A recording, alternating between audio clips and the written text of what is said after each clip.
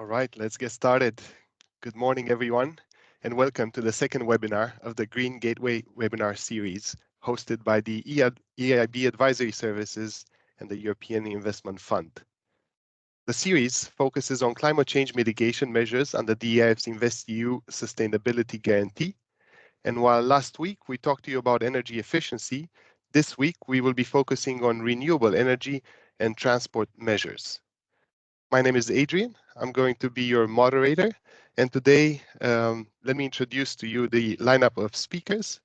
Unfortunately, Frank couldn't be here with us today, but his presentation is in the capable hands of Nikolaos Tritaris, who's leading the Green Gateway initiative at the European Investment Bank. We also have Diana Petrașcu, our sustainable finance specialist here at the European Investment Fund. And we have Svenja Hector and Hannah Fraley from Adelphi Consult, who are Green Gateway experts. On the agenda today, we have an introduction of the Green Gateway, and we will be talking to you about the portal as well. Then the second and main part will be split between the renewable energy and the transportation measures. Each section will be followed by a Q&A section as well. During the presentation, we'll focus on target measures and market insights. We'll be talking about eligibility and reporting requirements, and we will give you a little overview of the Sustainability Guarantee tool, which is a user-friendly platform that will help you implement our guarantee. Now I'm going to pass the floor to Nikolaos. Nikolaos, welcome. Thank you, Adrian. Everyone, on behalf of Frank Lee, who's leading the Green Gateway team, and everyone here at EIB Advisory, allow me also to welcome you in today's webinar.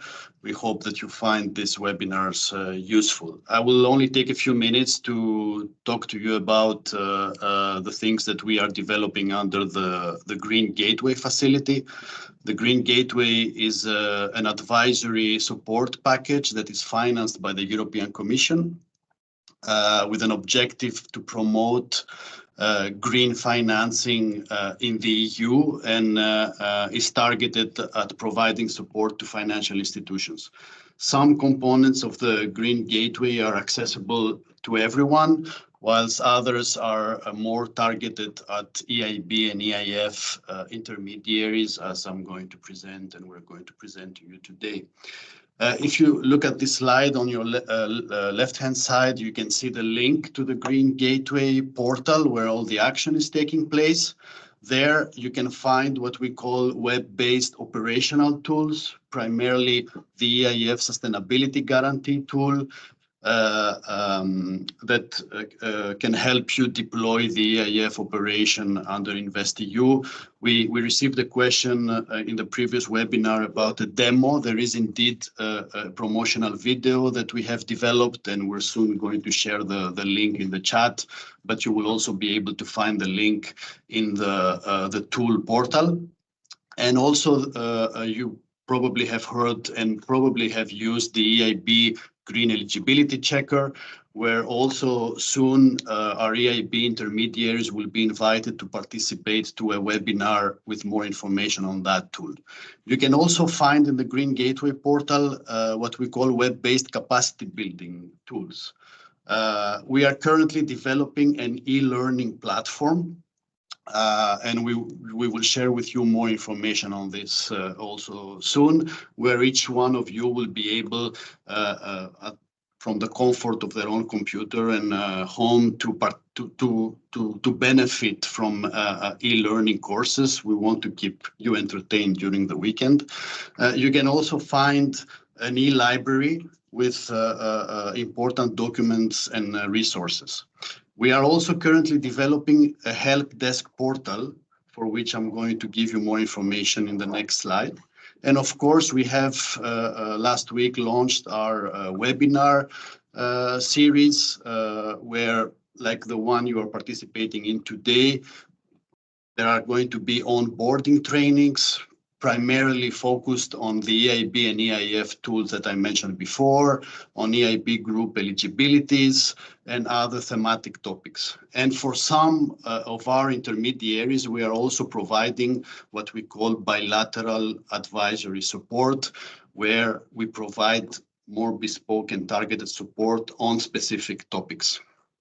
Now, if we can move to the next slide, I would like to just spend a couple of minutes to present to you the new help desk portal that will be launched soon, and you will be informed about this. We are proud of this tool, and we believe that it's going to be a sophisticated but also simple to use tool to help EIB and EIF intermediaries get answers to questions they might have related to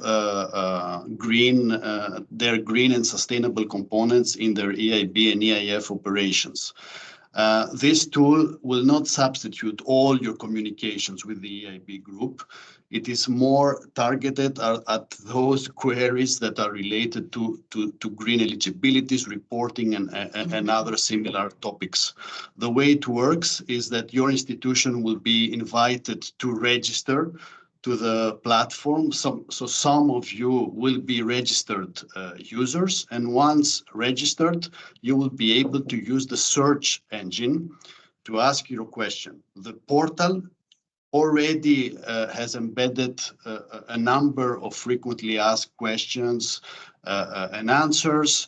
It has a specific e-library with guidance manuals, material, and templates to be downloaded. So the search engine will already suggest specific resources and answers to your question. If you still have not found what you were looking for, there is going to be the possibility to raise a ticket, and then this ticket will be handled by EIB and EIF experts, and hopefully will be able to provide an answer to your question. This portal will be live soon. It is at the moment in a pilot phase. We're just taking care of the last details, and you will receive all the information soon. With that, I give the floor back to Adrian, and we'll see each other soon. Thank you very much, Nikolaos. Similar to last week, we will be having some quizzes throughout the presentation. If you would like to participate, you have to access the Mentimeter either via your phone by scanning the QR code on the screen, or on your laptop by accessing via the link that has been posted now in the chat. While you access the Mentimeter, I'll just go through a few of the rules. So throughout the presentation, please stay muted and have your camera turned off. We encourage you to ask questions. Please do so on the chat. You don't have to wait until the Q&A session, so just ask away during the presentation. We will do our best to address them in each Q&A session, but due to time constraints, we will actually compile all the questions from the previous webinar and today's webinar, and we'll make them available after the event. These slides will be shared with you after the webinar, and don't forget that the webinar is recorded, so in case you miss something or cannot participate during the entire time, you can always have access to it later on. Without further ado, I will now give the floor to Svenja and Hannah, who will talk to you about renewable energy, including grid-related information and communication technology. Thank you. Thank you, Adrian, and good morning from my side as well. So in this first section of the presentation, we will focus on renewable energy and ICT, as Adrian highlighted. Those segments relate to section 2.1 and 2.6b of the Sustainability Guarantee Use Case document. And we will start off this section with some statistics and interesting facts about renewable energy deployment across the European Union. Starting with the renewable energy share in our energy mix across electricity, heating, cooling, and transport energy consumption, we were in 2022 at 23% of energy from renewables. Looking at the figures and the developments over the past years, that's in fact more than double of where we stood in 2004 and still 5% up from the 2015 share of 18%, so in the year when the Paris Agreement was signed. Looking at the breakdown across different energy utilization, of course, electricity with 41% of renewable energy share has a substantially higher renewable energy share, whereas heating and cooling has a renewable energy share of about 25%. And in transport, we are currently at about, or in 2022, we're at about 10%. This is, by the way, 5 times the share of renewable energy in transport compared to 2004 values. If we look at the developments across different EU countries from 2015 to 2022, we see that almost all countries of the European Union and also several of the neighbors significantly have improved their renewable energy share over the past 7 years, over 2015 to 2022. For example, Spain, France, Germany all have a renewable energy share of about 21%. Again, that relates to electricity, heating and cooling, as well as transport.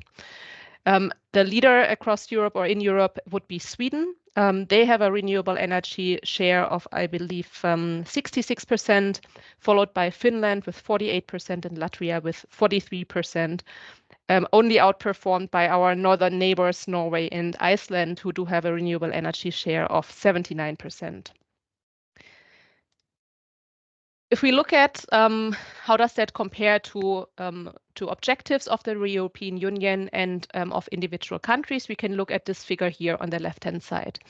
This figure shows us the renewable energy share in 2022 per country, so the same figures as on the previous slide. Again, we're talking about final energy consumption, gross final energy consumption. And in those dotted areas here, we see how many percentage points those countries would still need to improve their renewable energy share to achieve their 2023 targets, their 2030 targets in terms of renewable energy. What we see here is that many of the countries, most in fact, still have way to go, while of course there's also some that already have outperformed their targets, in particular Sweden. What is noteworthy here in this figure is that the targets, the objectives that we see here relate to the National Energy and Climate Plans 2019, as made by those countries in 2019. Now, those plans are currently being revised. They will be adjusted in the mid of this year. So we will see more ambitious renewable energy objectives for 2030 in this figure from the summer.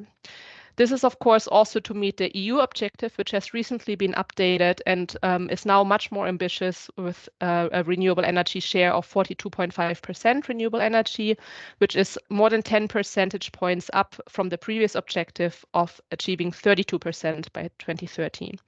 If we break this down in some of the key renewable energy sources, we see that from solar, one objective is to reach or to more than double the installed capacity until 2025, up to 320 gigawatt installed capacity, and by 2030, 600 gigawatt solar capacity installed.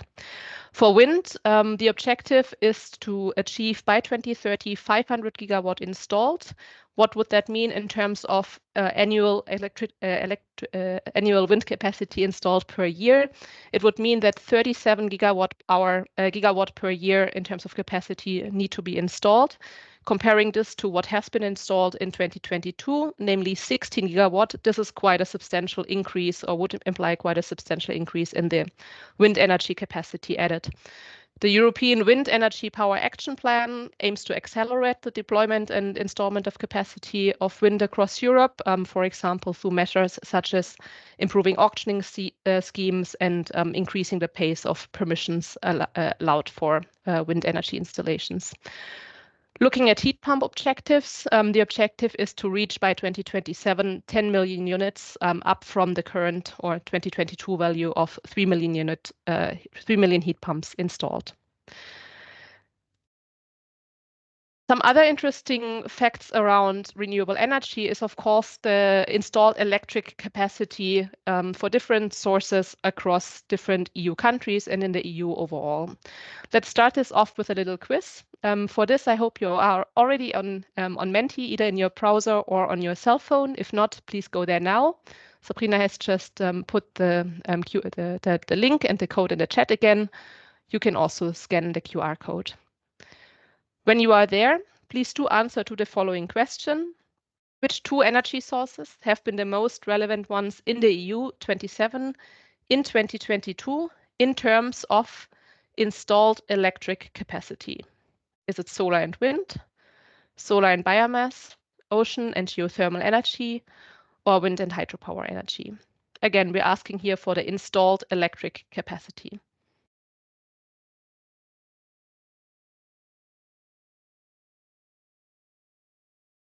Let's give it 5 to 10 more seconds to answer the questions. And meanwhile, I will start sharing here on screen the incoming votes.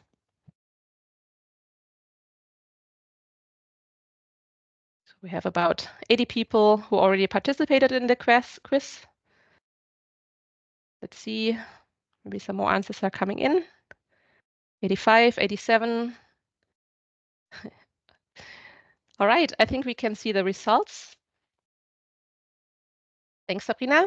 So indeed, solar and wind is are the renewable energy sources with the biggest amounts of renewable energy capacity installed.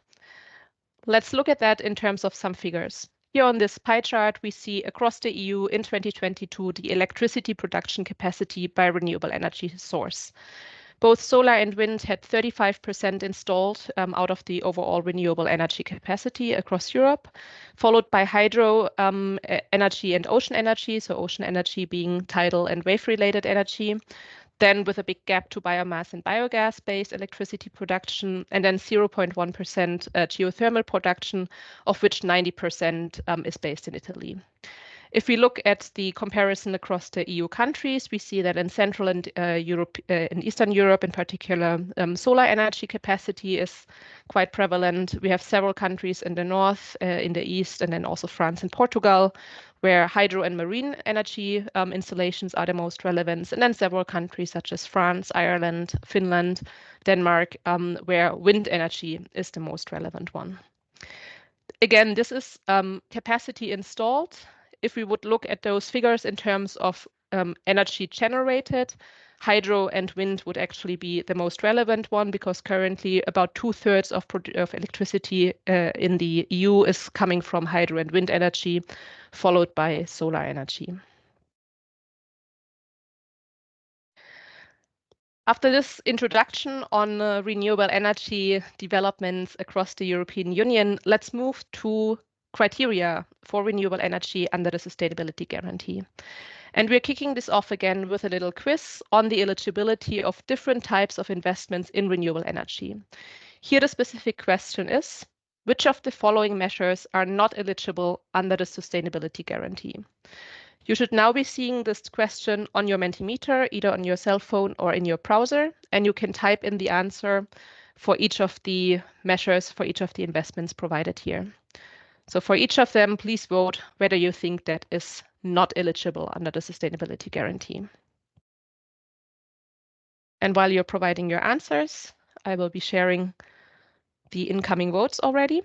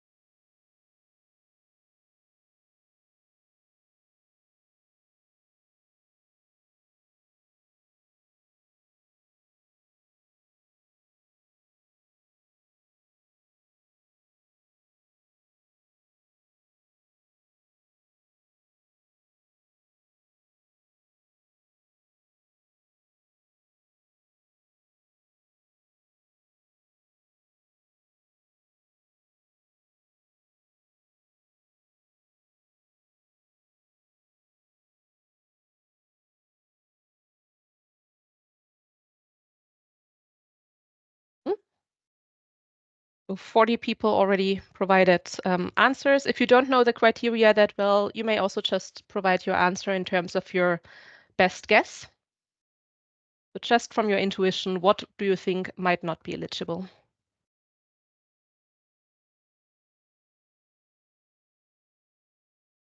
Right, I think we can see the results.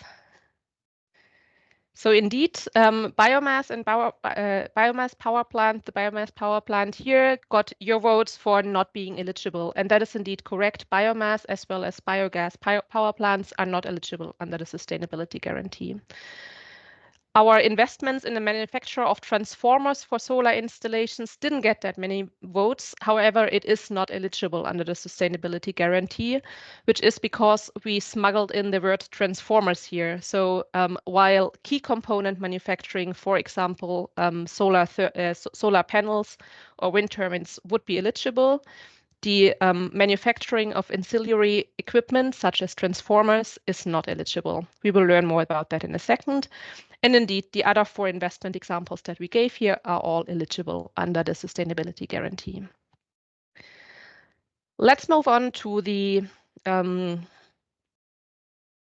criteria, and we start with a bird's eye view on the categories covered under section 2.1, renewable energy, in the use case document. We can broadly speak of 2 groups that are covered here. On the left-hand side of the slides, you see the energy generation measures. On the right-hand side, you see related measures. Energy generation, of course, entails solar energy generated from solar photovoltaics, concentrated solar power, as well as heating and cooling produced from solar thermal systems. Wind energy is covered there, ocean energy, so energy generated from wave or tidal conversion, as well as geothermal energy.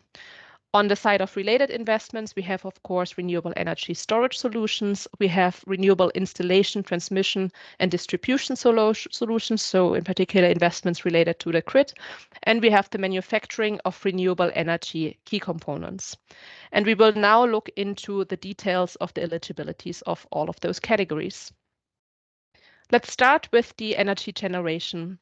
Solar energy, ocean energy, wind energy, and geothermal energy. The criteria for solar energy, ocean energy, and wind energy are pretty easy because there are none. In essence, they are whitelisted, so those measures can be financed. For geothermal energy, we need to keep in mind one eligibility criterion, which is that geothermal plants must operate at life cycle greenhouse gas emissions below 100 gram CO2 equivalent per kilowatt hour. So geothermal plants in particular might go along with, to an extent, significant CO2 emissions depending on the reservoir fluid of the geothermal plant. So the reservoir fluid sources CO2 basically from the rocks where the fluid is embedded, or from the magma surrounding that, if we're talking about volcanic areas. So this is an important criterion. Example investments are solar panels, solar thermal cooling systems, solar thermal heating system, wave or tidal turbines, wind turbines, geothermal heat pumps, and geothermal plants. Relating to all of those renewable energy installations, eligible are also ancillary components. So the investment in those ancillary components. We're not talking about manufacturing here. Ancillary components such as AC/DC converters, so converters that transform alternating current to direct current. So a converter that would, for example, allow your client to connect their DC electricity producing photovoltaic system to the grid and feed grid into the alternating current grid, or to store alternating current electricity from the grid in their DC storage facility, the battery. Transformers, which transform electricity from one voltage level to another voltage level and are thus key to connect renewable energy installations to the grid, could also be financed, as well as inverters, power meters, batteries, installation, grid connection. So everything that makes those renewable energy investments functional would also be eligible. What is not eligible is biogas and biomass production, storage, and distributions, as most of you rightly guessed in the or rightly knew in the quiz, as well as hydroelectricity projects are also not eligible. Let us move on to an example of a large solar rooftop investment in Belgium. This investment was conducted by Nico Group. Nico Group is a manufacturer of home solutions in Belgium. They produce automation, lighting systems, door communication, etc. They have this large production facility with a flat roof, and they had on this flat roof already installed several years ago a bigger scale PV system for self-consumption. Now, what they did in recent years, I believe this example is from the last 2 years or so, they upgraded their existing rooftop PV system. So they replaced the entire PV system on their manufacturing facility. They had a contractor contracted to recycle the old PV panels to recover the raw materials. They also installed a couple of bike sheds and additional solar photovoltaic on those bike sheds, and they electrified the company car fleet. Furthermore, they installed 40 electric vehicle and electric bike charging stations. So therefore, they're making best use of the solar energy created and not just using it in their facility. They're also using it to as a source for the electric vehicle fleet and for the bikes, and thereby also are able to conduct some load balancing through the energy storage in the electric vehicles. The results they were able to achieve through this investment, and remember, this is a replacement of a previous photovoltaic system, they saw an increase in terms of generation capacity from 950 kilowatt to 2,600 kilowatt, just because, or mainly because, the new PV system is just generating or is just much better and much more advanced than the previous one. With the new system, they generated 3 times as much as energy as before, meaning that on sunny days, the factory is completely independent from the grid, can basically produce their electricity needed completely by itself. We have another example here, and another example from Belgium, in fact. This is Van der Zanden company, which is a family business focused on bricks production. They already had some renewable energy investments conducted previously. They have a solar PV panel. They have a geothermal power plant for electricity, or use geothermal for electricity production and heating. And now they've also installed in 2022 a 200-meter high wind turbine on the company premises. The result they were able to achieve was to generate 10,000 megawatt hour of renewable energy annually produced from this wind turbine alone, not accounting for the geothermal and solar system, out of which 50% they consume by themselves and 50% they feed into the grid, thus also increasing or improving the sustainability of the electricity consumption in their local communities. Let's take a quick look at the other side of the introductory slide, the related investments. So investments that enable electricity production or renewable energy production, essentially.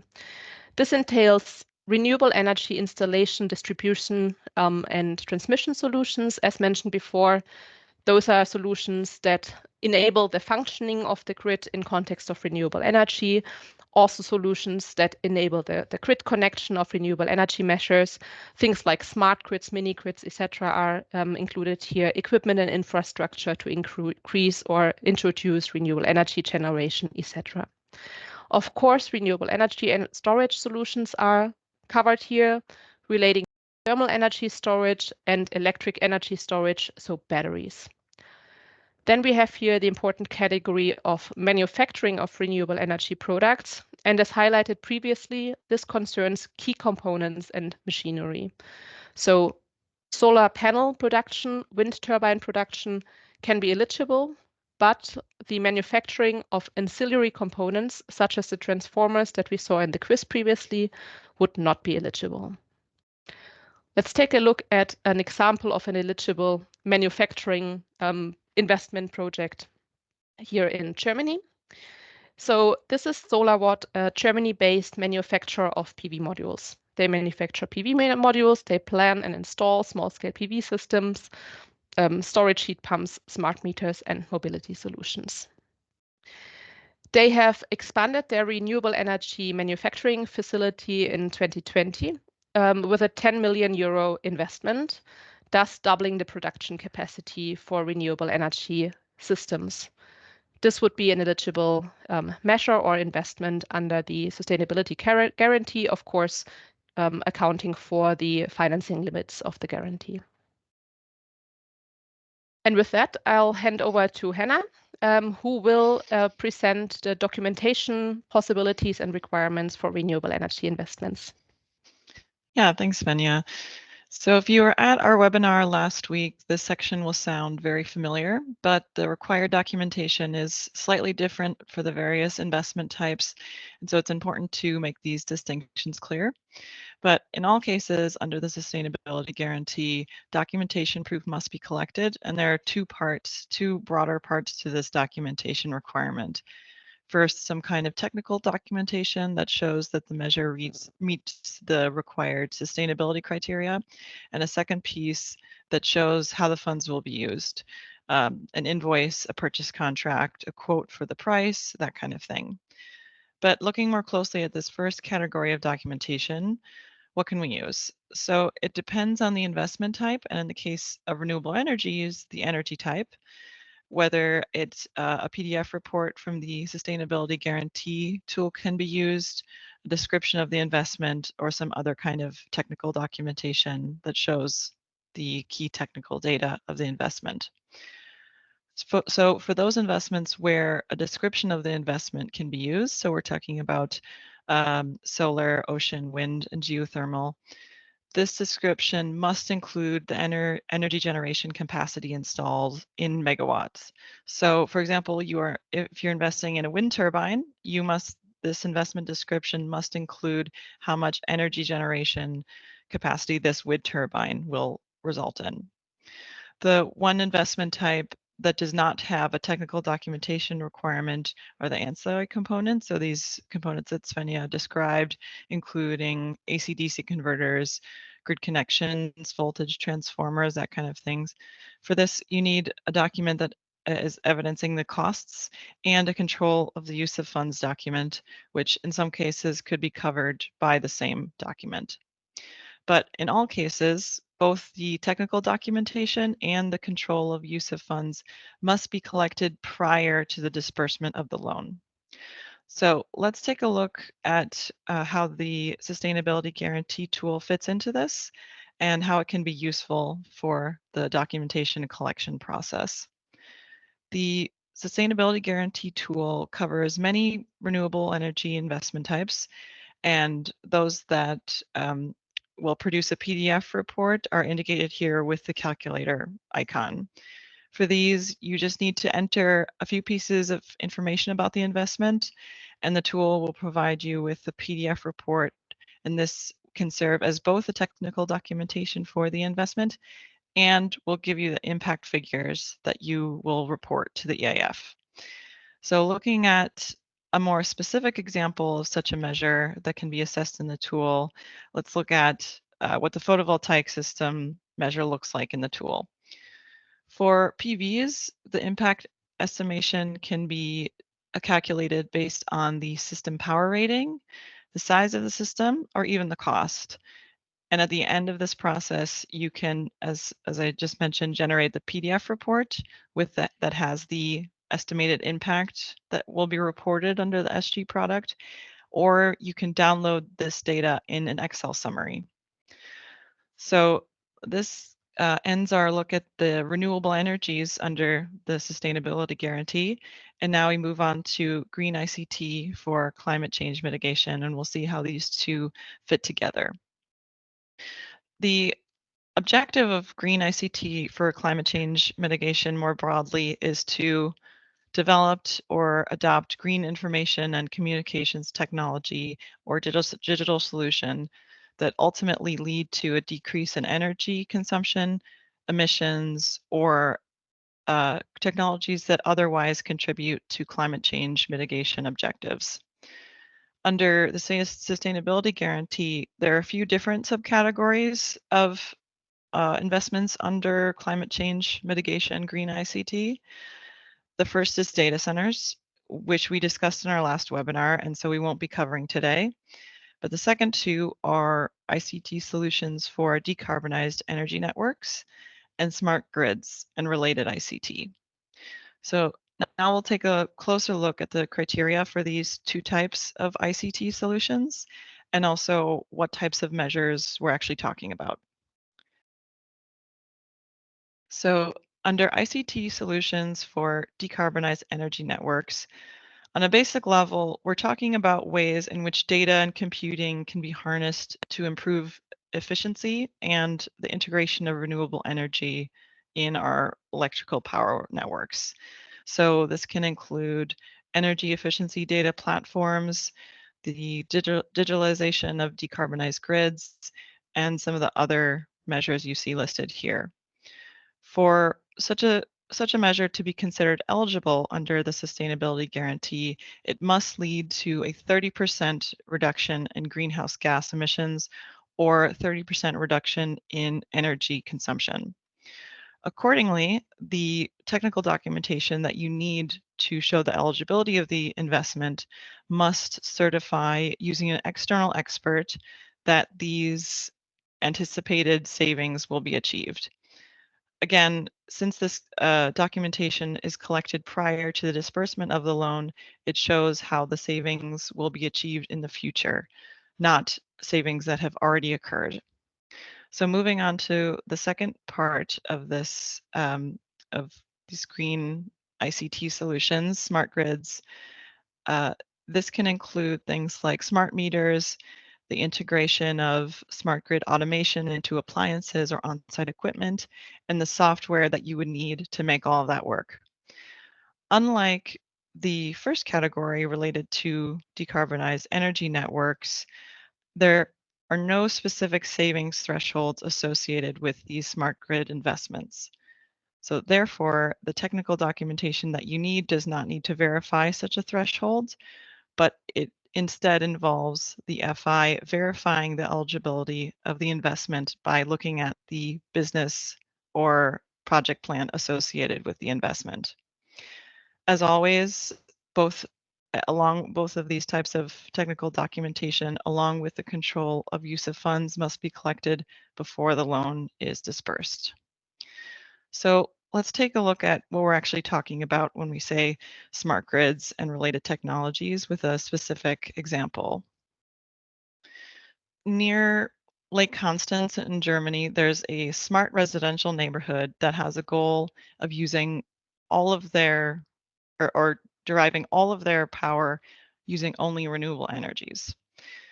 The challenge is, of course, that renewable energies are not always available. Sometimes it's not windy to power wind turbines, sometimes the sun isn't shining for solar panels, etc. So in addition to installing different forms of energy storage systems like electric vehicle charging stations, for example, they have also connected smart technologies to various appliances throughout the homes in the neighborhood. And the way this works is price signals are communicated to these appliances from the decentralized power distribution point, and the devices in the homes can automatically adjust the consumption to adapt to these price signals.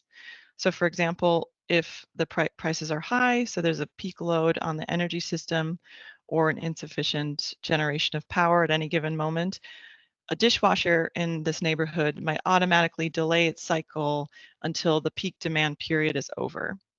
So through these smart grid connections, consumption patterns are adjusted to adapt to the availability of renewable energy and stored energy without sacrificing quality of life for the residents in this neighborhood.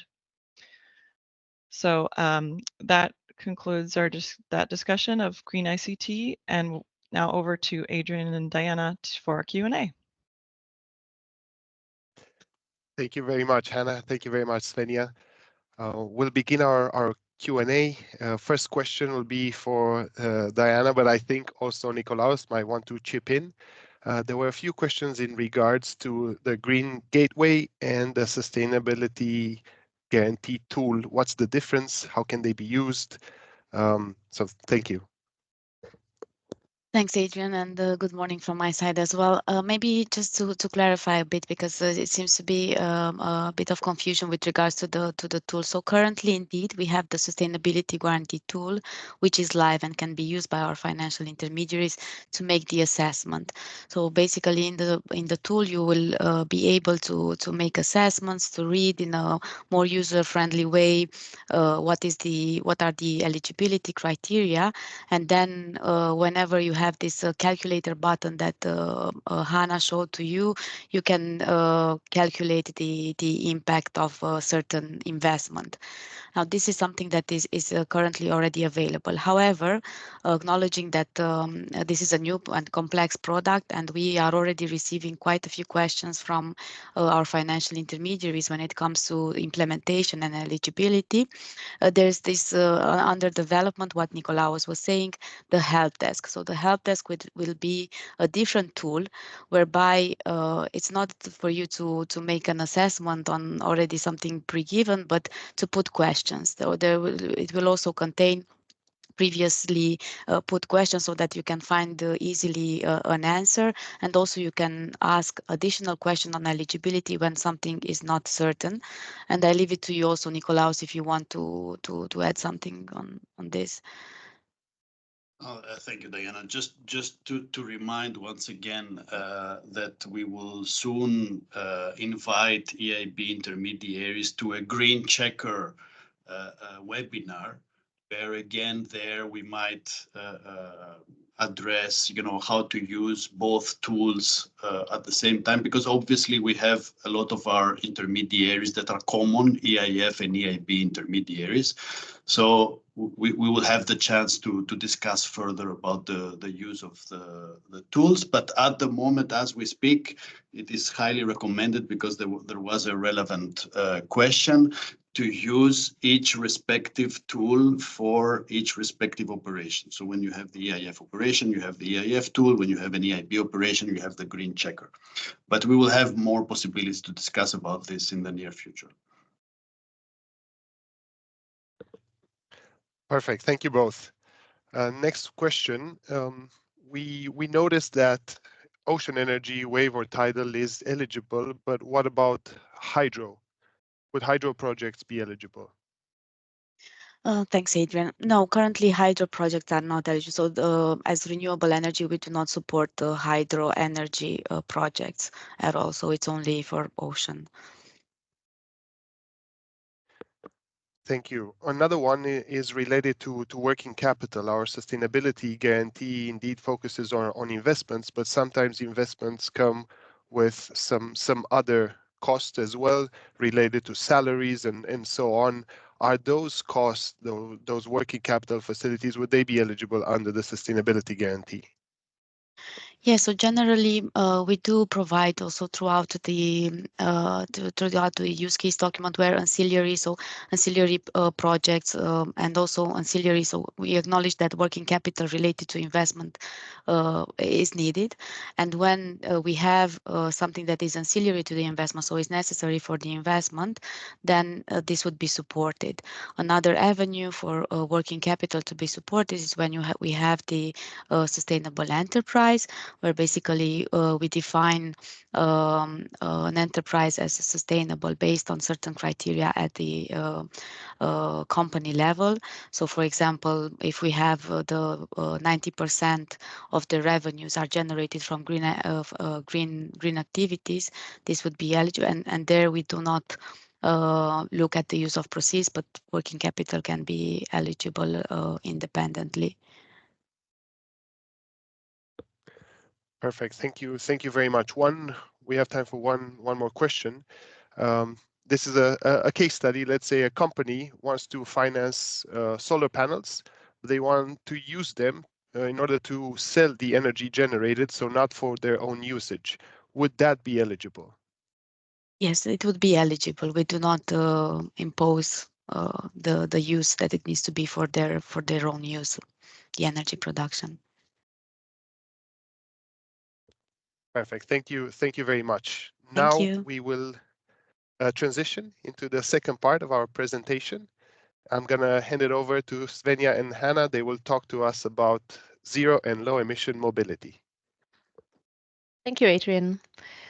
Zero and low emission mobility, that relates to section 2.5 in the use case document of the sustainability guarantee. Let's first take again a bird's eye view on the categories covered under the category, overall category, zero and low emission mobility. We have on the one hand road vehicles and on the other hand non-road vehicles as well as infrastructure.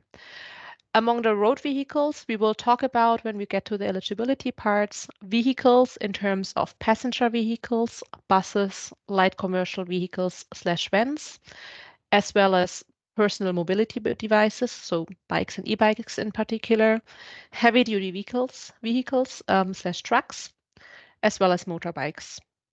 When we talk about the other categories, we will look into waterborne vehicles, namely inland, sea, and coastal vessels, rail relating to infrastructure, terminals, but also to rolling stock, of course, so locomotives, carriages, wagons. We will then also look into aviation relating to zero-emission aircrafts and ground handling equipment, as well as the manufacture of sustainable aviation fuels, and infrastructure relating to a decarbonized mobility, which would include investments such as charging points. And as usual, we will have a little quiz to kick us off in this section. Please, again, go to your Menti with your cell phone using the QR code or using this link, typing in the code, and then please answer to the following question. In 2022, among which vehicles or vehicle group was the share of electric vehicle sales the highest across the EU? So among which vehicle category do you think where new vehicle sales had the highest share in terms of electric vehicles, fully electric vehicles? We have here A, trucks, B, buses, C, light commercial vehicles, and D, cars.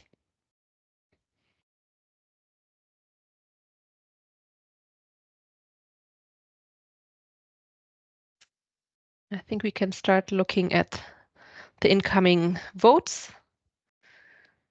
So we have a strong voting for the cars. Oops, my screen is gone. Coming back.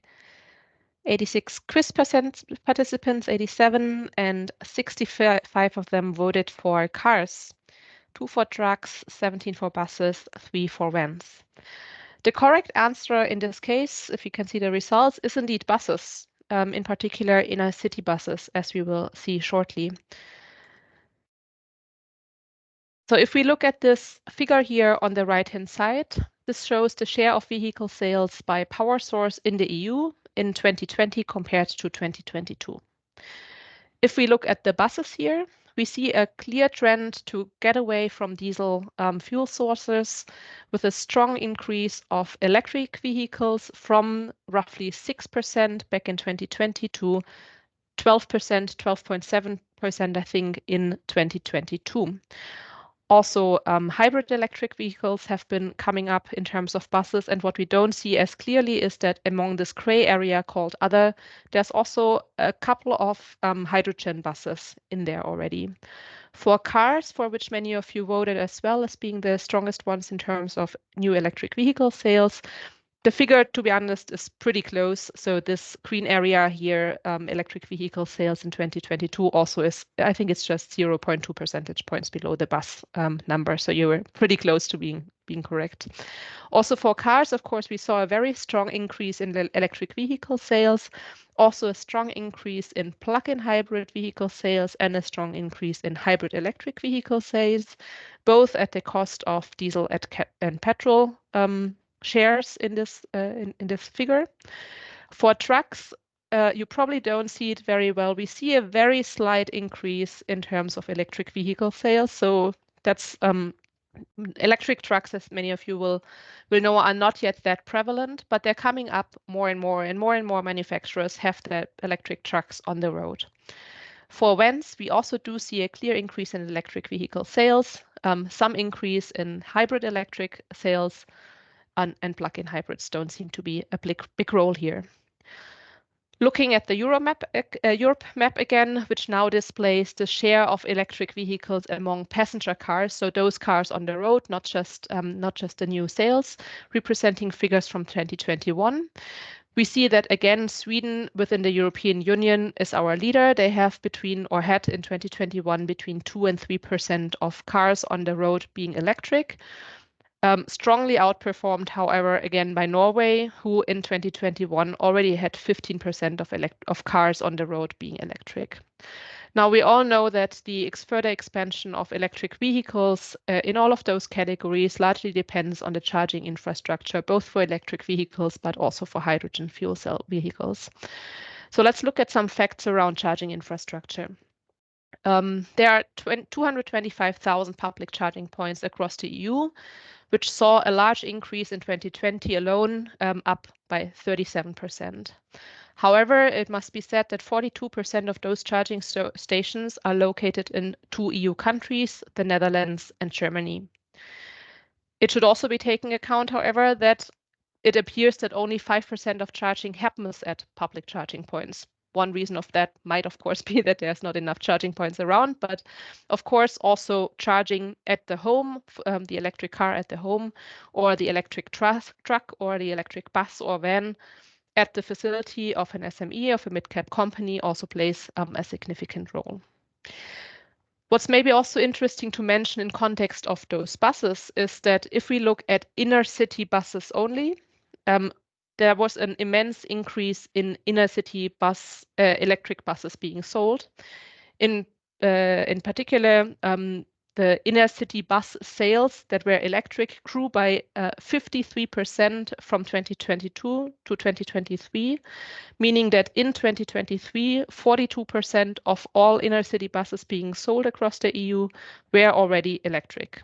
A smaller share of them were electric or were low emission, so meaning electric or hydrogen fuel cell, but of course the vast majority of those being fully electric. Let's look in a bit more detail at the different fuel sources that I've been talking about, or engine types.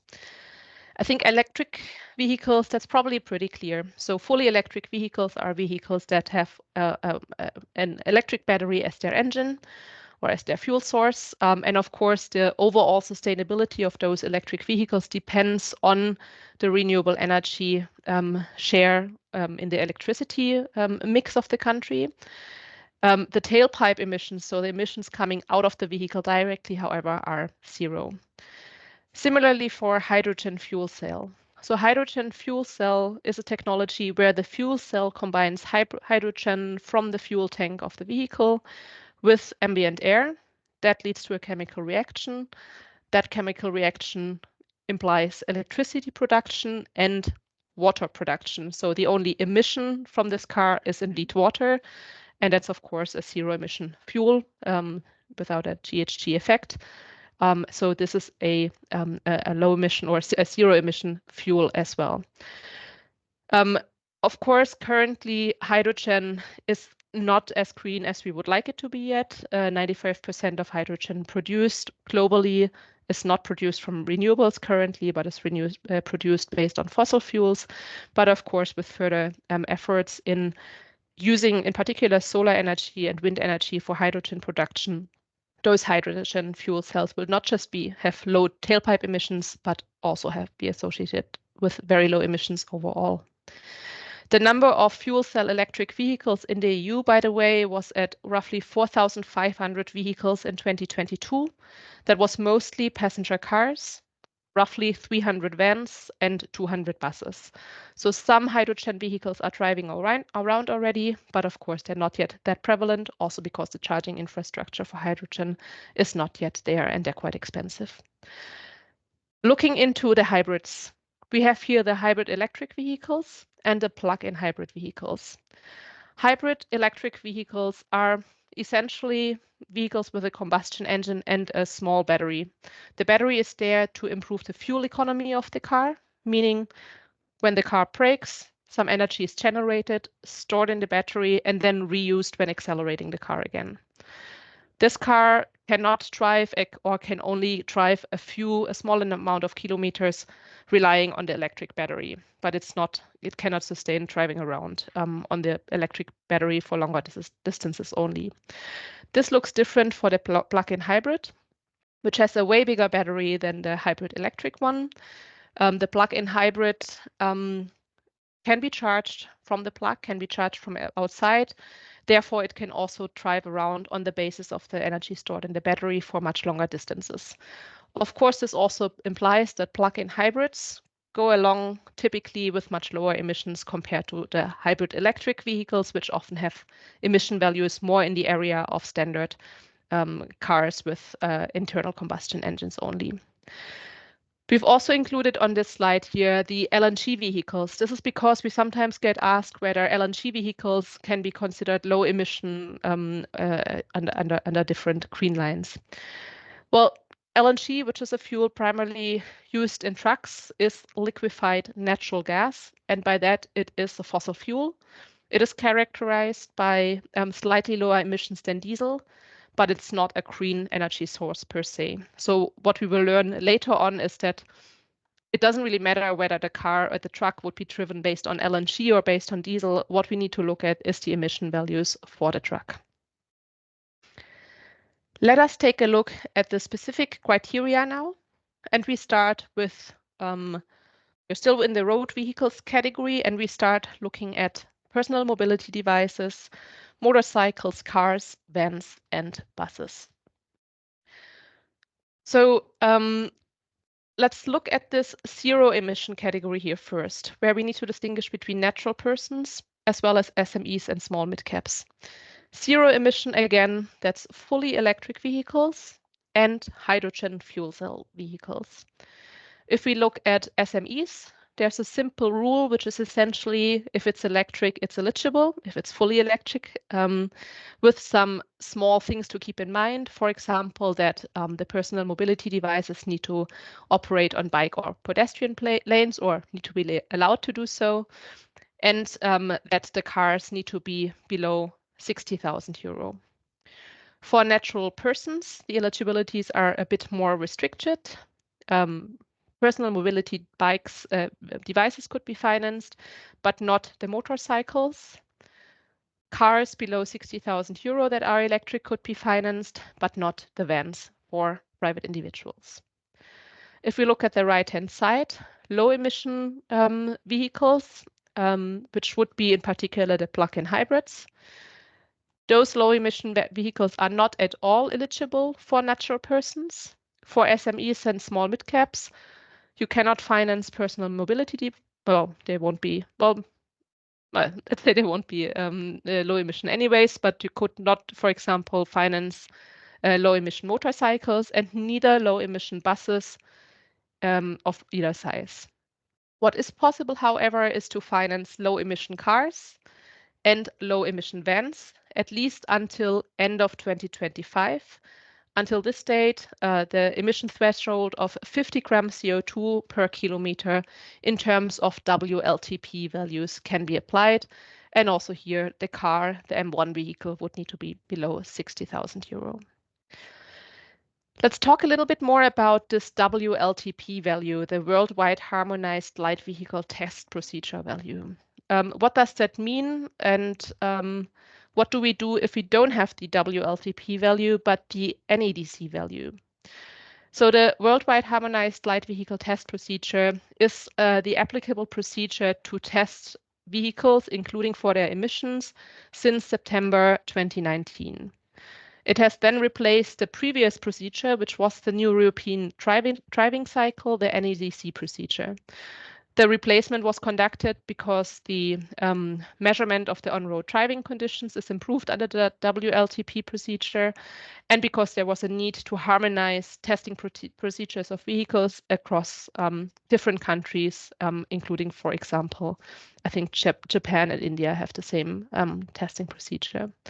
Now, it might, of course, happen that when you look at the vehicle details of your client, that maybe you're looking at a used car or at a used van. So in the car certificate, you might not find the WLTP thresholds, but the NEDC thresholds. In those cases, you may use, instead of the 50 gram CO2 thresholds in terms of WLTP, you may use those converted values here, 41 and 40.3 gram CO2 per kilometer for NEDC procedure relating to cars and vans. These, by the way, have been converted using those factors here, which is factors that are mentioned in a document by the European Commission in relation to the EU taxonomy. So that would be the same that you would need to apply in context of EU taxonomy alignment checks. An important question is, of course, where can you find those emission values for cars or for vans? Commercial offers from leasing partners, from vendors, etc., should usually have for cars and vans also the emission values for new ones in terms of WLTP. The vehicle registration certificate, according to this European Commission directive, should in the category V7 also have the emission values, but indeed we sometimes see that it's not there. The certificate of conformity, which is the certificate issued by a manufacturer in the sales process of the vehicle, also confirms that a vehicle conforms with EU type approval requirements, and this confirmation should also contain CO2 emissions. Furthermore, one way of accessing CO2 emissions data for a vehicle would be to access the local vehicle registry, if that is possible in your country, and download the data for a specific vehicle there. Furthermore, there's a couple of databases which are useful to type in a specific vehicle module and understand from that database what is the emission value of that vehicle. For example, this Green NCAP LCA tool, life cycle emission tool, it also does a bit more. It looks at the whole life cycle of a car and looks into the emission values of cars and vans, but it also presents the emission values for quite a number of modules. The European Energy Agency database is useful as well, and this UK database, which is one that I usually go to if I quickly need to look up a car module and the specific emission values, fleetnews.uk in the UK. We will share the slides after this meeting, after this webinar, so you will have those links also in the slides. Okay. Let's look at a few examples just to see some specific models of vehicles that would be eligible or not be eligible. This upper line here of vehicles, of self-propelled vehicles, is pretty straightforward. The bicycle, where anything that we burn is just the carbohydrates, that would of course be eligible. E-bike, cargo e-bike, e-scooter, and e-moped for SMEs would also be eligible. If we would look at buses, we have present here 3 different models. The MAN bus, which is an electric one, Solaris hydrogen bus, and a Scania LNG propulsion bus. The electric and the hydrogen one would be clearly eligible. Those are zero emission buses. The LNG bus is not a zero emission bus, so it could not be eligible under the criteria that we looked at previously. Looking at cars and vans, we have here 2 examples of models that would be eligible. The Nissan electric vehicle, called LEAF or LEAF, as well as the Toyota Prius plug-in hybrid, which, as per manufacturer information, has 60 gram CO2 emissions in terms of WLTP values. By the way, both of those cars cost less than 60,000 euro, at least based on the pricing information that we looked at. That might differ, of course, between countries. Those 2 models here would not be eligible. The Jeep, that is a hybrid one in the example we use here, and the Volkswagen Multivan, both of which have CO2 emissions substantially above the threshold of 50 gram. Similarly, for the vans, we have here an example of a hydrogen freight van of Opel, which would be eligible, and an example from Ford for a plug-in hybrid van with 82 gram CO2 emissions, which would not be eligible as it surpasses the 50 gram emission threshold. So as you see, for hybrid and electric cars, we can always say it's eligible. For everything else, both hybrid and plug-in hybrid, we need to look at a specific case and at the specific emission values. Now let's move over to trucks, heavy-duty vehicles. As we see on this figure here, trucks, independent of the vehicle group and subgroup, if they're electric, if they're zero emission, electric or hybrid, electric or hydrogen fuel cell, they're always eligible. So if you have an investment or a financing request for an electric truck, no need to look at a specific vehicle subgroup, find that out because it's electric anyways. However, things get a little bit more complicated if the truck is not a zero direct emission, is not electric or hydrogen, because then you need to first of all identify the vehicle subgroup. So vehicle group plus vehicle subgroup relating to urban delivery, regional delivery, and long haul. And then depending on the vehicle subgroup, you need to identify the specific emissions applicable for that vehicle. What's always to be kept in mind is that trucks transporting fossil fuels will never be eligible, at least if they're dedicated to transporting fossil fuels. Let's also look at the truck category for a couple of examples. We have here a MAN electric truck, a Daimler truck, also electric, and an Iveco hydrogen fuel cell truck. We've added here some additional information because that's usually the key question. How much time does it take to charge those trucks and what's their reach? We have included 2 trucks for which we cannot make a statement on the eligibility. One is this Iveco LNG truck, and the other one is the Scania hybrid electric truck. For both of them, we do not know the emission values, and the eligibility would depend on those. So here we would need to look at the vehicle documentation, at the passport of the vehicle to check the emission values.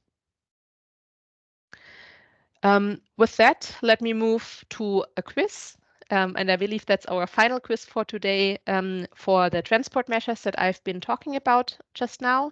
And after that, Hannah will tell us more about the other vehicle types, vessels, aircrafts, as well as infrastructure. But for now, please do go to Menti again, either on your cell phone with the QR code or in your browser by typing in menti.com and the code. And then please answer to the following question. Which of the following measures are not eligible under the sustainability guarantee? Electric car, HGV, zero emission motorbike, car with emission value 47 gram in terms of WLTP, light commercial vehicle with 70 gram CO2 emissions, and cargo bikes. And I think we can already look at the results coming in, the votes.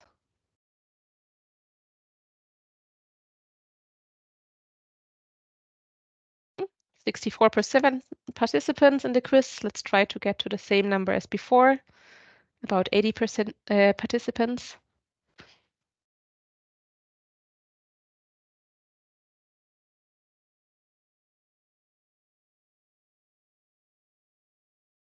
All right, 80 participants, thank you all. And I think we can look at the results.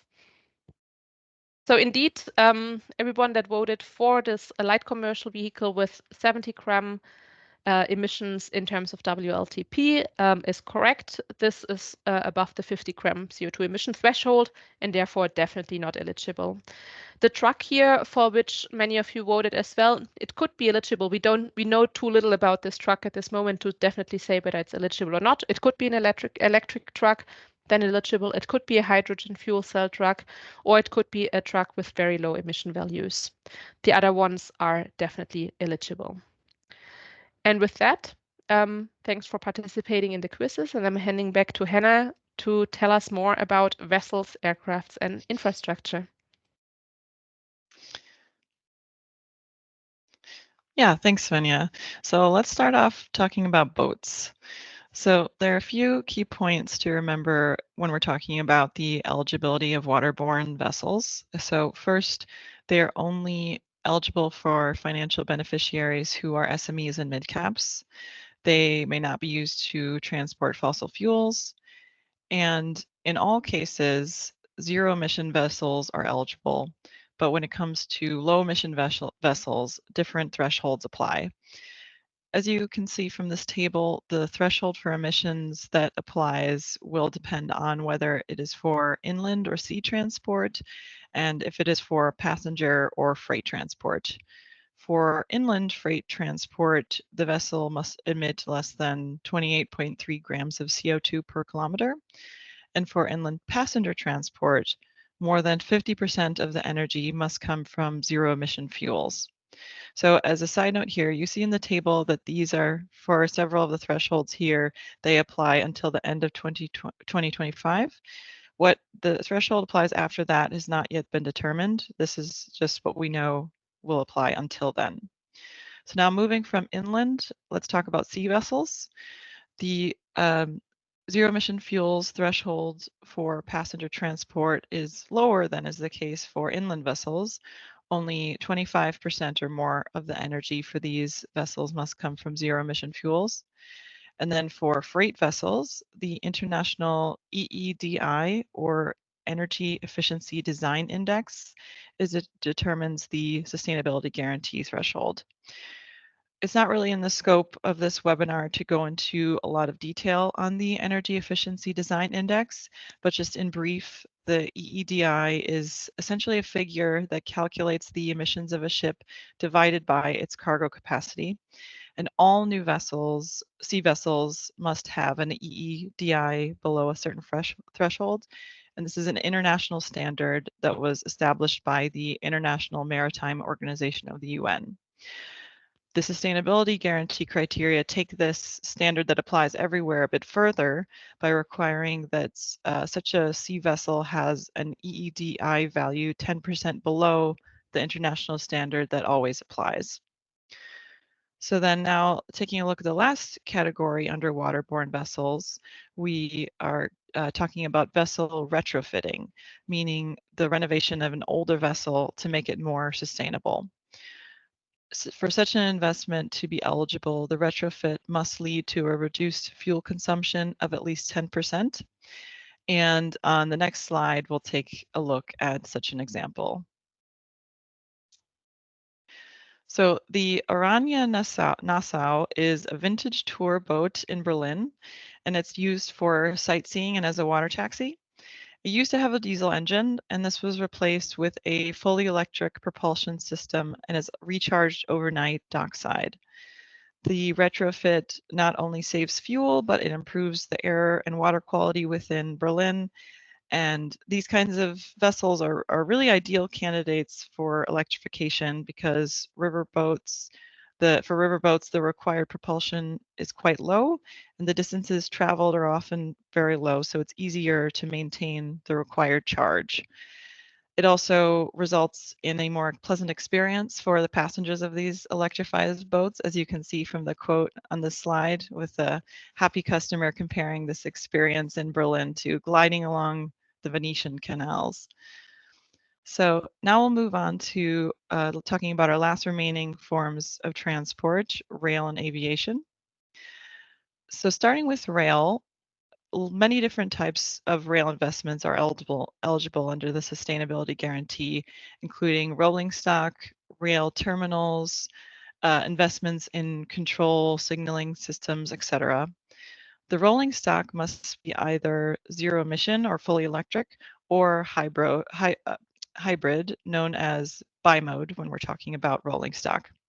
For the non-rolling stock rail investments, no particular criteria apply, other than that the final beneficiaries must be SMEs or small mid-caps. And as you probably predicted by now, the freight rail may not be used to transport fossil fuels. So switching from rail to aviation, unsurprisingly, there are a lot of limitations on what you can invest in when it comes to aviation under the sustainability guarantee.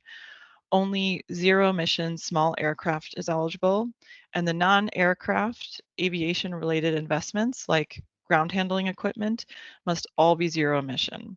So we're talking about zero emission baggage tractors, zero emission pushback tugs, belt loaders, things like that. Additionally, the manufacturing of sustainable aviation fuels may also be eligible, and this may include hydrogen-based fuel that satisfy specific criteria. Very important to note, however, that in no cases can an investment in an airline that uses conventionally fueled aircraft be supported. So even if the measure itself is zero emission, like a zero emission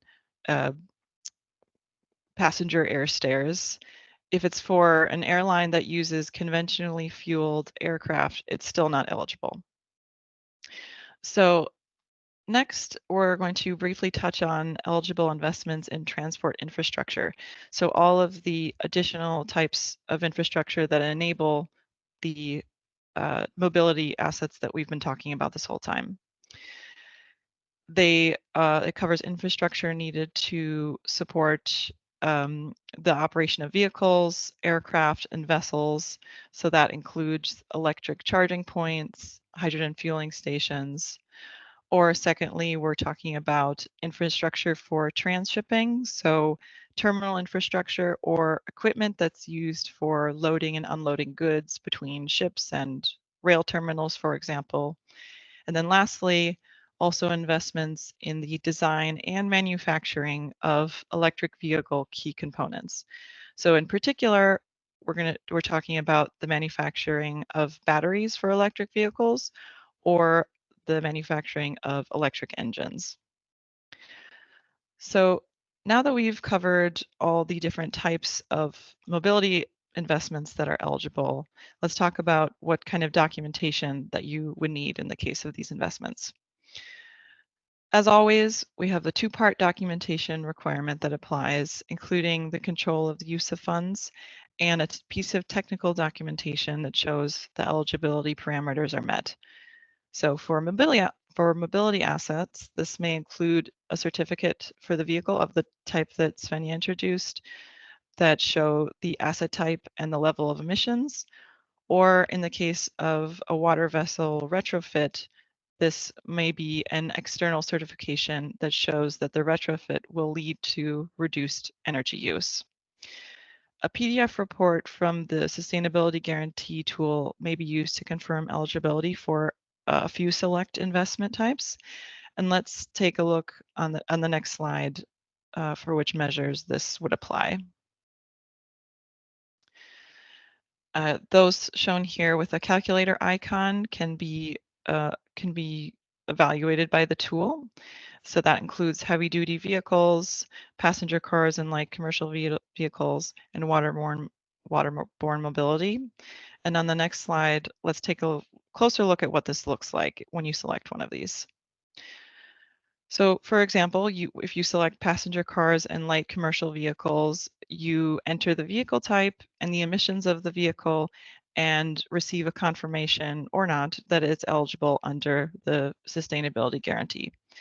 If it is eligible, though, it's important to note that unlike other investment categories in the tool does not estimate an impact for these assets. So you're not going to get a figure showing how much energy, etc., is saved. Nevertheless, the PDF report will include a summary of these eligible measures that can be downloaded and still used as documentation. So now back to Adrian and Diana for our Q&A on mobility. Thank you very much, Hannah and Svenja. Before we start with the Q&A session, I would just like to add a small clarification. So this webinar series focused on the eligibility criteria for climate change mitigation under InvestEU, our central mandate. However, we do have some partners who are connected here who also obtained funds from the member state compartment of InvestEU, such as RF Romania. And over there, we have an additional layer of complexity which do no significant harm. So we would like to encourage you to check the use case document Annex 1 to see some of the differences that apply to your mandate.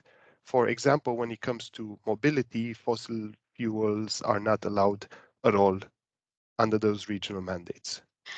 And maybe Adrian, also from my side, something to add. Of course, in all cases, financial intermediaries will need to observe all of, so basically the use case document where you have the criteria and the generally, let's say, the positive side. But then there are also restrictions applicable that are also, so they are in the contract and also throughout the term sheets of in the call for expression of interest. And particularly why I'm bringing this up is particularly in the case of transport, you have under the Paris alignment restrictions, you have the restricted assets for transfer vehicles, which even more, of course, they should. But here you would see that there are many such restricted vehicles, and again, we encourage that financial intermediaries look on at both. Of course, Svenja and Hannah, while they were talking, they also referred to that, but just so that everyone knows the whole documentation that is applicable. Perfect. Thank you. Okay, so now we can start our Q&A session. First question is about bikes. Are e-bikes eligible? And then let's say we have a company that sells bikes or e-bikes and they would like to access a working capital facility. Would that be eligible or not? Well, yeah, I saw it as well. The question in which cases e-bikes are eligible. E-bikes are eligible generally, so they're not. There are no restrictions when it comes to e-bikes or bikes. And maybe Adrian, you want to take because I know you're passionate about bikes generally. So if you want to talk about the company. Absolutely. So here, I think the answer would depend on what is the volume in terms of revenues that they generate from selling bikes. If it is above 90%, then this business would be qualifying under criteria 1. So it would be considered a sustainable business. And that way, they will be able to access a working capital facility. Talking about working capital, I saw a few questions regarding a bit to our previous Q&A. When we have working capital, so ancillary costs related to an investment, is there a ceiling on how high those costs can be? Yes, thank you, Adrian. There is no ceiling. We did not impose in any of the criteria such a ceiling. However, of course, it will very much depend on the type of eligibility. So in some cases, of course, we would see the investment as a majority because in the end there are assets that cost and the ancillary services are just a small proportion. But if we think about the eligibility criteria overall, I mean, in other cases, it may be that, for example, I'm referring to software. So when we think about green ICT, it could be that the working capital would be more than the investment per se in an asset, because in many cases there will be no asset. But it depends very much on the criteria. So in short, there's no ceiling, but it will always need to be linked to the investment. Another question about biomass. Is biomass eligible? And more specifically, we have a case study. So would a biomass power plant using wood chips from sustainable forestry be eligible under the sustainability guarantee? Yeah, biomass is not one of the renewable energy types that we are supporting under sustainability guarantee, regardless of what is the source of fuel. So the answer is no. And talking now a bit about vessels. So is replacing an old engine on an inland vessel to a stage 5 engine within the scope of the sustainability guarantee? Well, as Hannah was explaining, so it needs to the replacement needs to meet certain thresholds.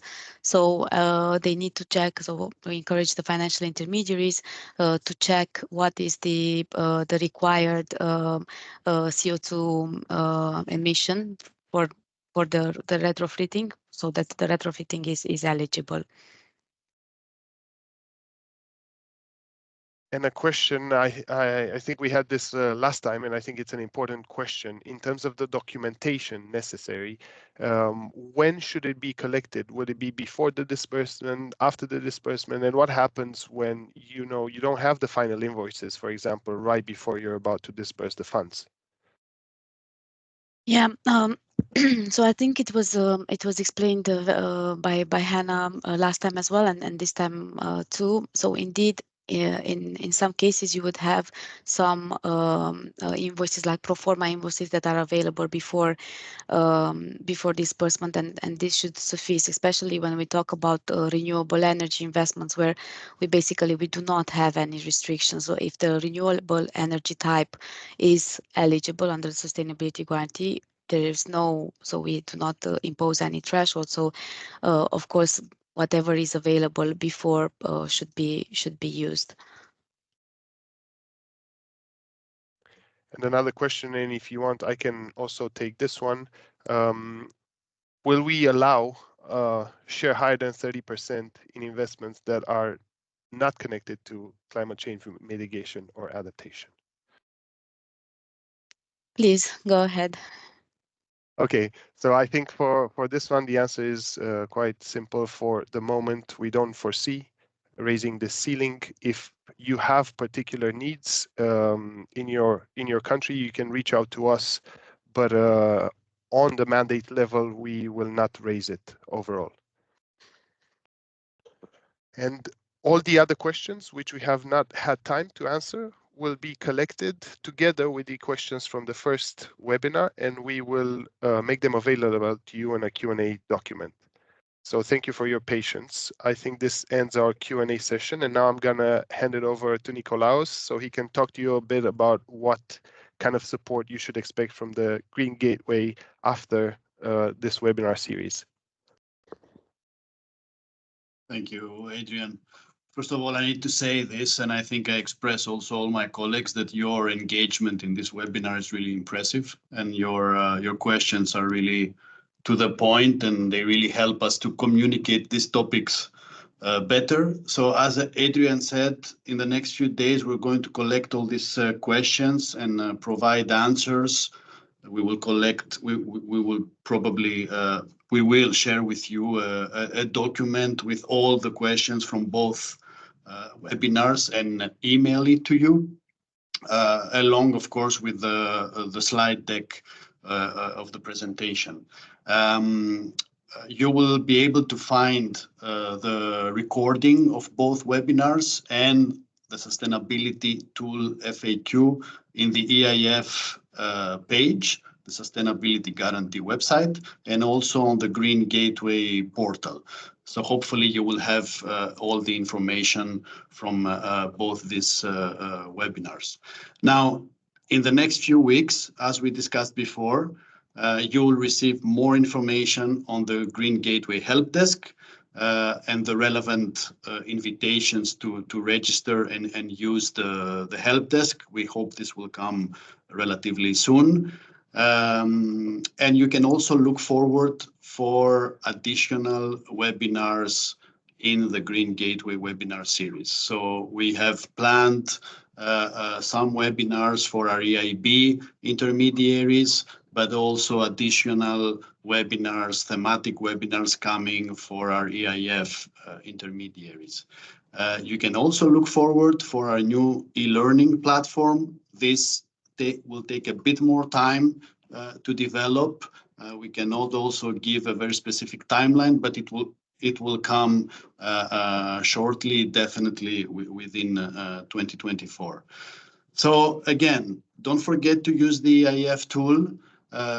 We hope that you have all the information available. We shared with you a demo video. You will be able also to find this demo video in the page of the tool. And of course, any other questions that you may have, you can always reach out to your EIF relationship manager and to all of us. Back to you, Adrian.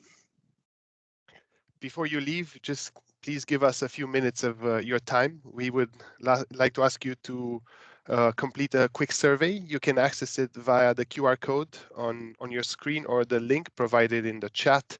This feedback is very important to us to know what content to add to our next series of webinars and also in designing our future line of products. So please take a few minutes either now or you will also receive the link in an email after this presentation has concluded. So I would like to thank you very much for your time. I hope you found this presentation useful. I want to thank our wonderful speakers today. And if you have any questions, please reach out to your EIF representatives and stay tuned for an announcement of future webinars. Thank you very much. And this concludes our series for this week. Thank you very much. Thank you. Have a good day.